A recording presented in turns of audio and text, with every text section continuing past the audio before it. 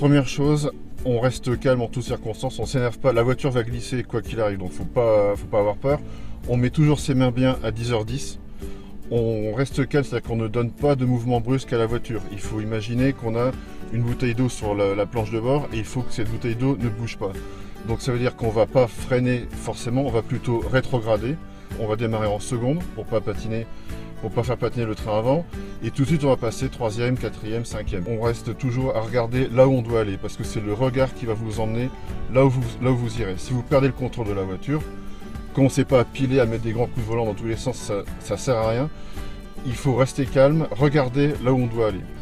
Si vous avez un virage sur un pont, un virage en descente, allez-y vraiment tout doucement, en seconde, en 3e, vraiment le plus doux possible. Après, il y a des petites choses à faire dans la voiture pour la préparer, comme bien vérifier son niveau de liquide de lave-glace, parce qu'on va souvent essayer de nettoyer son pare-brise, et puis quand il n'y en a plus, c'est un peu la catastrophe. Il faut aussi penser qu'on peut rester coincé sur l'autoroute quand il neige. Donc dans la boîte à gants, toujours avoir un petit paquet de gâteaux, une petite bouteille d'eau ou une canette, sur la banquette arrière une couverture et un cordon pour recharger son téléphone.